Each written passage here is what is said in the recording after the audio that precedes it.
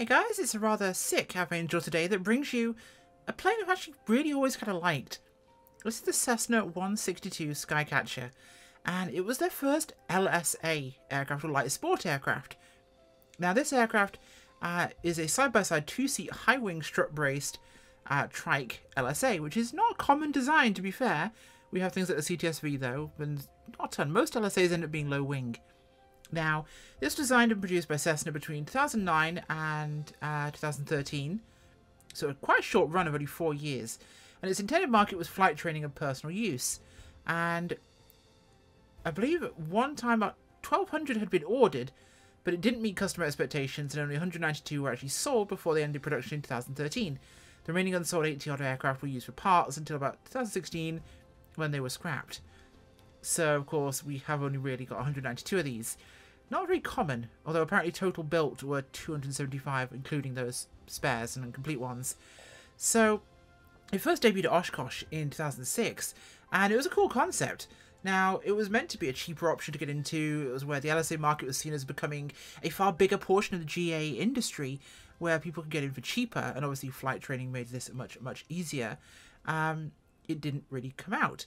Now, it would be made in China, which didn't help matters, but that's a political matter I won't go into. Now, European certification, it did not do too well with, unfortunately. They did find a solution, but the design would be removed from the US category and moved to a primary echo category. It screwed up the entire purpose of the aircraft. But either way, so the aircraft itself has a capacity of 2 people, pilot and co-pilot, and we have the interior's digital EFIS display there with basic avionics. It is a total length of 22 feet, wingspan of 30, so quite small. Empty weight of 830 pounds, gross 1300. Powered by a Continental O200D air-cooled flat 4 with 100 horsepower. So it's kind of roughly equivalent to a 172 in that regard. And its cruise speed is a little bit, 152, sorry. Cruise is faster at 112 knots, max speed of 118. Range of about 470 nautical miles with a service ceiling of 15,000 feet. And wow, my voice is already getting sore. Now, this is produced by Cockspur, who brought out the A22 and the C-110 Mustang, the Cessna Mustang. And that was a great aircraft. Really enjoyed that one. And the little A22 was a great little LSA, bush plane type aircraft. So, some really cool stuff they've made so far. Now, this comes out for about £20, and it's about 16 in the marketplace, so it varies. It'll probably be on the third-party stores soon. It's on the marketplace and Cockspur's website. I'll link that in the description. Let's go take a look around us, shall we? Now, this comes with liveries, of course. We've got quite a few, in fact. But the cool thing is you have 2 versions. Unfortunately, it's not clickable to go from wheel pants to non-wheel pants. That would be kind of a cool option to be able to cycle between them on the same model. But you have the options of wheel pants or no wheel pants on a number of the liveries. Model detailing is very good, actually. It's very well nicely made. The detail level is right up there, which for a very simple aircraft is kind of important to me. Although that's a bit of a weird derp on the ambient occlusion there. And the axle's not quite centered. That might be a suspension thing with it being set on the ground. Most likely is. But nice panel and rivet detailing that's subtle. I like that. That's important to me. It's not a very detailed aircraft exterior because it's quite a clean composite aircraft. So, apart from the all metal construction here, it's very large panels, which makes it obviously less stuff. Now, of course, I have my cat from the Got Friends pack in the cabin. Otherwise, it'd be your 2 flight sim pilots. Let's go take a look inside. Now, this is where I really like what we've got here now. It's a bit of a coal pit, but that's how the real ones are. In that we have a very dark cockpit interior. We have flight sticks here. We have our pedals down there. We have manual flaps, which is cool in a plane this size, rather than it being electronic flaps. The bucket seats are rather nifty. So one thing I liked about the 162 is that it's modern, but it's a modern equivalent of a 152. It's like they took that and they turned it into a modern aircraft, which is neat, because I love that aircraft. And this is the newer version, basically, as we make sure my head is switched on and operational here. Because it loves to mess around with me. And I forget things in order when I'm trying to actually set up and record. So, pretty simple aircraft. Now that comes on with the battery, unfortunately, not the avionics. That's a separate switch system. Not sure if they're meant to be linked, but we'll correct the throttle a tiny amount. Make sure your fuel valve is in. Parking brake is pulled out to be set. And starting is as simple as uno, dos, tres.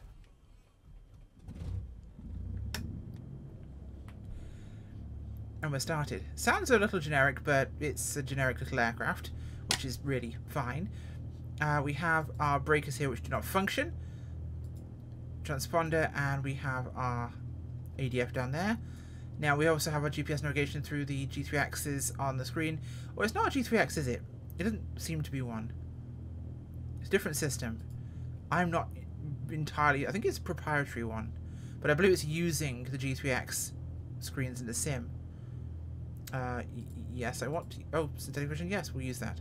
How do I go back? Clear, clear. No, go away. Page menu. How do I make you go away? There we go. Oh, God. I did bad things. We fixed it. So, like I said, I am very sick today. I have a sore throat and I'm aching. I don't have the Rona. I've had plenty of vaccines and I can still taste and smell things. But I just feel like crap. Shades we can move. Always useful. A little fuzzy around the edges. That's a bit of a weird one, but I do like the aircraft overall. The interior texturing and detailing is lovely. I do like this. It feels very different in here. There's weathering and wear, but it's not excessive, and it's a very different look. Everything's crisp and clean. There's not a lot of kind of rollover, kind of blurring between textures, which is very important to me. And it's a different look, because tons of visibility in this aircraft. Makes for great sightseeing. So we're going to taxi out here. No intentional spins. Oh, you betcha we're going to do an intentional spin, just to spite them. So we'll taxi out here. Flaps, obviously manual lever, so boop, down we go.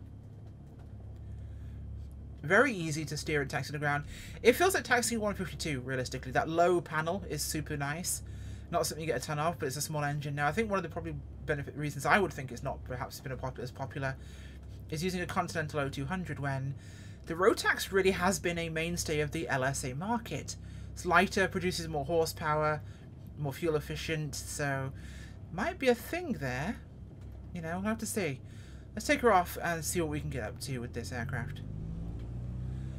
Whilst it hasn't got a ton of major features, it does strike me as one of those aircraft that really is fun to fly. So where were we? Yes, my sim decided it wanted to end itself in spectacular fashion.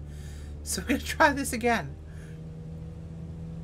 A little bit of pull to the right on the takeoff roll, a little bit of torque, but nothing, a tiny notch of pedal can't correct. And I'm already past flap extension speed, so she gets there very quickly. She can take off very, very fast. And the time of day has changed on me because this sim, I swear, is bipolar. There we go. Drifting off runway heading there. That's my flying, not the aircraft. Prop discs are a tiny bit basic, but honestly, I barely notice it. It's kind of right where it needs to be. We'll go around to the left here. We'll keep full throttle in right now.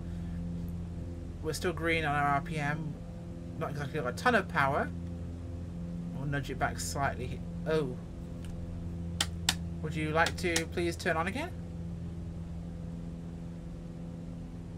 Pretty sure that's a sim glitch. Yes, it is. I still have my starter on. Sim glitch, not the aircraft. So we'll come around to port here. Heading east.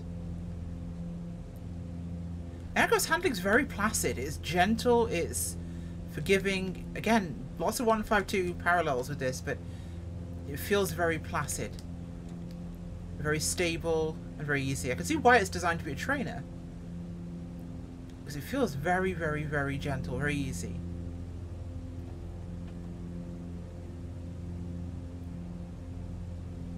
Just getting a little altitude here as we come upwind. There we go. Very low impact in the sim as an aircraft. No real FPS impact I can detect.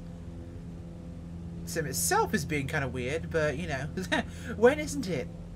It tends to be its pattern. So we'll definitely gain some altitude here. We'll go back to increased power for climb. And we'll try and get a bit here. I'm going to put as an intentional spin because spins are fun. And should definitely be used more often. Even though it says no intentional spins. When do I follow the instructions? Never is the correct answer. There's certainly no autopilot in here, so if you're looking for one of those, you will be disappointed.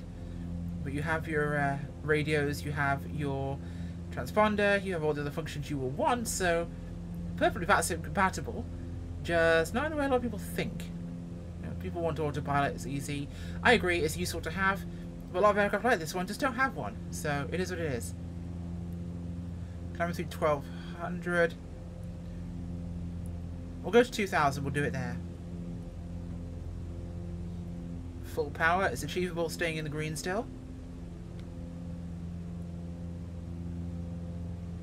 Climb rate is not humongous, to be honest. It's pretty gentle. We're doing maybe 400 there. But that's meaning actually pitching up to 1,000 feet a minute now, see what it will tolerate. We're climbing at about 74, 73. Slightly losing. We're down at 750 feet per second, or feet per minute. Holding it there. It's holding about 72, and we're climbing pretty readily. She's not a fast aircraft, but she's definitely predictable. Not really having to do much to hold this here. Okay, nearly at 2000. We'll drop the nose down. And we're going to power off. I'm going to hold the nose up here at this pitch attitude. And see what she's going to do to me. I'll let her stall and I'll give it a bit of yaw. And see if we can spin her in. Hold this back. Nose is dropping pretty aggressively. This is the laziest spin I've ever been involved in. Wow. That really didn't want to spin, actually. It really did not want to spin. Interesting. Let's see if I can force it with a dirty stall. We're a bit low here. So we'll go dirty on full flaps. We'll hold the nose up. And it's going to mush nose down again, which is a tendency of these aircraft. And quite a few Cessnas, it just mushes and drops its nose. Let's hold this up again and see if I can force it to. Give it a bit of wing so when it actually does drop its nose, it wants to go over. And it just mushes round, yeah. You'd have to really work to get this into an intentional stall. Or spin, sorry. Which is a pretty good feature for a safety feature for an aircraft like this. It's very benign. That's probably one of the most benign stalls I've ever actually experienced in an aircraft in the sim. And it's quite similar to how the 152 and 172 tend to stall. Now you can get them into a very nasty position, but you have to work for it. This feels very, very placid, and I have read that it does really have a placid stall, so that fits.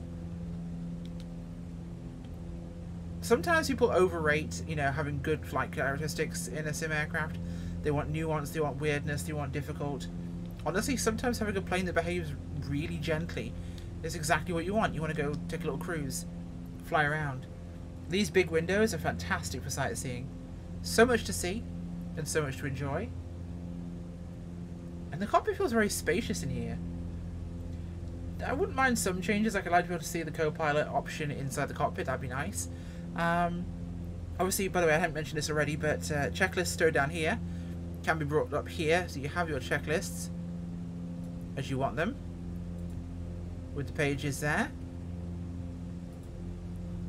Everything we might want to use is right there for us. And we can click it away, nice and easy. Can I open these in flight? Important theoretical question. Yes, but there is no sound when I do so, which is disappointing. There's no difference in sound, but they're not really meant to be opened in flight, so I can understand that.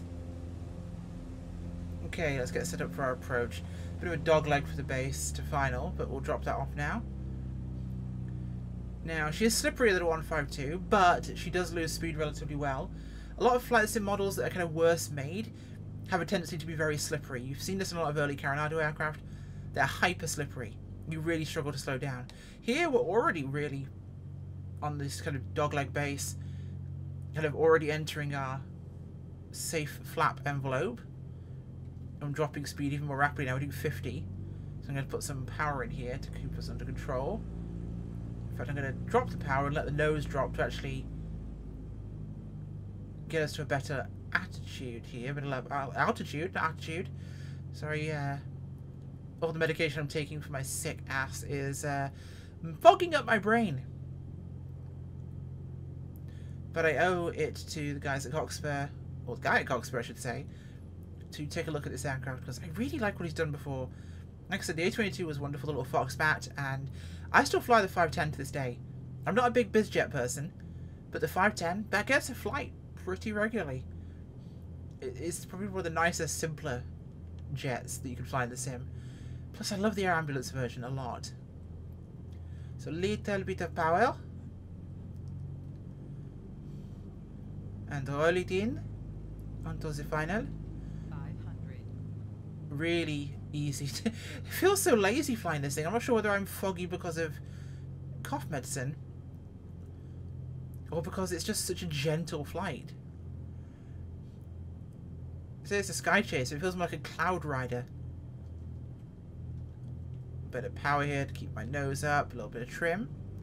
Just to take care of the angle of my approach here. A little bit more there. Little power, probably too much power. Let's take some of that off. We are coming in quite quick for the aircraft. We'll just burn this off as we drop down. So gentle. Feels so slow, but we're doing about 50. So it is actually very slow.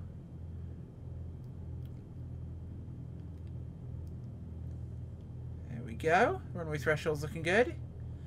Under 45. Over the fence. Dropping like a rock. Oh, God. Ooh, okay. That was unbidden. I didn't get a warning for that nose drop. That was weird. Because our stall speed should be down around 40, and I wasn't quite that low yet. Interesting. Let's do a quick another approach. I really want to see what this does again. Because I want to try and just bring it around really quickly and do another approach and see what that behavior is like again. I only had one notch of flaps in. That might have hurt me. But we'll bring her up here. We'll do a quick U-turn at the other end of the runway and we'll bring her back down again. I really want to see what that tendency is like. Because that was a strange stall. It mushed and didn't give me a stall horn, then give me a stall horn after I hit the ground. The benefits of flying without crash detection on, because I'm a grown-up and I can admit my faults, but more importantly, I get to notice little nuances like that and quickly test what's different. Also, in terms of views, we have kind of, yes. Oh, look, a very detailed view of that. Okay. Airport's over there. Wonderful. My head was turned the wrong way. We'll bring it round in a bit of a circle. Drop another notch of flaps in. What have we got to play with? 3 notches. Okay. We'll keep those on. Oh, we're getting slow here. See, that's like 37 and it's not dropping its nose. See what I mean? We have got more lift from the flaps being down. Let me just do that again. Flaps fully up. 1 notch of flaps. Was I slower than 45? I don't think I was. But I got a big drop around 40. Yep, there we go. So full flaps there.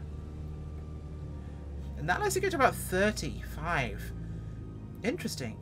There's a lot of difference in the lift I'm getting with the flaps. That is a very big difference I'm seeing. Which is realistic. Flaps have a big impact on the aircraft's flight envelope and characteristics, so it's nice to see that actually does make a noticeable difference. Coming in using a lot of these big flaps as almost an air brake here. 47, 46. This is about where we were last time when we had the nose drop. Power. Control the nose. Little floaty, but that's my fault there for adding too much power. Idle the power, keep the nose wheel high. Touchdown. Little drift off the centre line, but again, incompetent, sick pilot. We'll do that to you. But that was a lot more controllable. Okay, so talking too much, missed, only had one flap setting in. Definitely a lot earlier, sharper drop of the nose pre-stall horn with one notch of flaps. So that's the third time my encoding has pooped itself, but that's me. That's not the aircraft. My computer chose violence today, it would seem. So, what do I think about this aircraft? The price is it's decent on the marketplace at 16. It's higher on their website, but that's weird. I'm not sure why. I think it's in dollars on the Cockspur website, so that might be exactly why it's different. £60 is a pretty reasonable price. You get a decent little aeroplane with some really nice behaviour. Honestly, probably one of the nicer little flight models that I've seen from an aircraft like this in some time. It's... A lot of the LSAs out there in the market feel very generic. They feel very same, similar, all identical. Whereas this actually feels more nuanced. I don't like the prop blur. It would have been nice to have the option to switch wheel pants on and off on one model. See the co-pilot in the cockpit as an option. There's a couple of things, but I'm always trying to find something to be critical about. I can't just compliment things. For context, I was given this by the developer, so I'm going to be honest regardless, but I always try to be kind. I like it. The 3D model is good inside and out. The flight behavior is really nice and really plausible. I've never flown one of these in real life. I've flown similar. It flies really, really nicely. It doesn't feel generic. Up to you. Tell me what you think. Thanks for watching, guys, and I will hopefully get well soon. Bye.